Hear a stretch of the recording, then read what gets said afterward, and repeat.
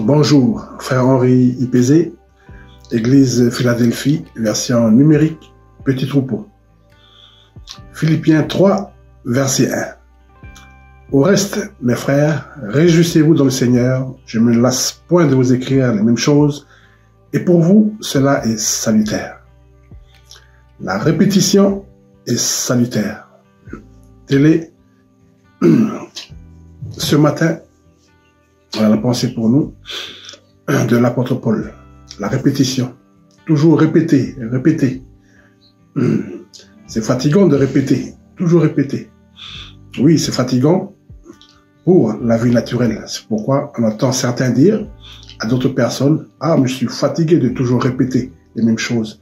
Je suis fatigué de toujours écrire les mêmes choses. » Et quant à la vie de Dieu, voilà, cette vie-là, elle est infatigable. C'est pourquoi l'apôtre Paul doit dire, « Je ne me lasse point de vous écrire les mêmes choses. » Écrire quoi? Quelle est la pensée de l'apôtre Paul? Quel est son message principal? Voilà, c'est le message de la croix. L'apôtre Paul donc va dire ici aux Philippiens de se réjouir dans le Seigneur. Au reste, mes frères, réjouissez-vous dans le Seigneur. Il est bien dit dans le Seigneur et non pas dans le Sauveur. Peut-on se réjouir toujours dans le Seigneur? Oui, c'est possible. Comme il est dit ici, Seigneur. Donc, il faut qu'il soit mis à sa juste place. Il faut qu'il soit Seigneur et Roi. Il n'y a pas de joie lorsque Jésus n'est que simplement Sauveur. C'est pourquoi l'apôtre Paul va dire un peu plus loin, ben lui, il a appris à être content dans l'état où il se trouve, que ce soit dans l'abondance ou que ce soit dans la disette ou l'humiliation. Il a appris. Voilà. Et c'est où qu'on apprend? Eh bien, c'est justement lorsque Jésus est Seigneur et Roi. C'est là où il y a l'école de Dieu, où il y a une reconnaissance d'autorité. Il n'y a pas d'école où Jésus-Christ est simplement Sauveur. Non, il faut qu'il soit Seigneur et Roi. Donc, l'apôtre Paul ici va dire, réjouissez-vous dans le Seigneur. Je ne me lasse point de vous écrire les mêmes choses. La répétition. Oui, la répétition, ici il est dit, pour vous, cela est salutaire. Pour les Philippiens, pour nous, dans toutes les églises où l'apôtre Paul est passé, Corinthe et les autres.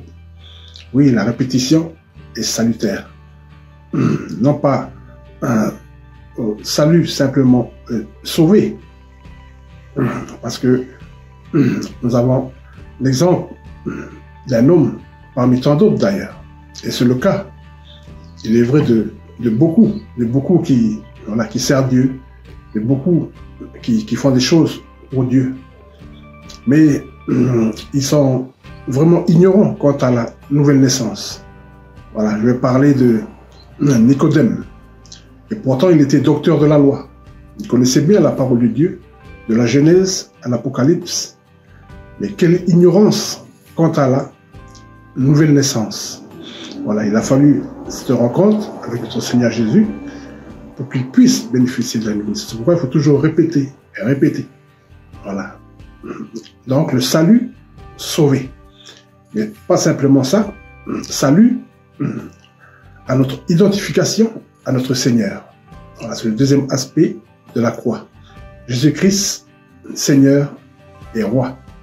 C'est pourquoi il faut toujours répéter. Nous devons toujours lire. Nous ne devons pas nous lasser du message de la croix.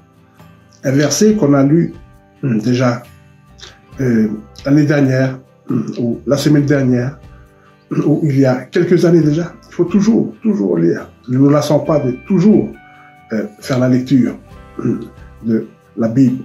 Nous ne devons pas toujours nous lasser, voilà, de être en intimité avec Dieu. C'est dans la répétition, voilà. Pour tous ceux qui sont déjà un peu plus loin, c'est un jour, on va bénéficier, il y aura un clic, voilà. Il y aura une lumière, on va être au bénéfice. À cause de quoi? à cause de la répétition, toujours répéter. Voilà. Pour vous, cela est salutaire. Un salut quant à la nouvelle naissance, mais également bénéficiant de la lumière, bénéficiant de la révélation. Mais pour cela, bien évidemment, il nous faut le message de la croix. Parce que le message de la croix nous permet de vivre la vie de notre Seigneur Jésus-Christ. Et c'est dans cette vie-là où on trouve la joie, la paix, l'amour, tout cela. Donc ne nous lassons pas.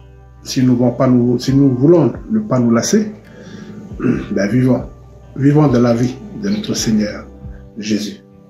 Comme dit l'apôtre Paul, réjouissez-vous dans le Seigneur. Voilà, il faut que Christ soit Seigneur et Roi. C'est un très beau cantique qu'on le chante également souvent dans l'église. Redites-moi l'histoire. Quelle histoire? L'histoire de notre Seigneur Jésus et la croix. Bonne journée à tous et à toutes.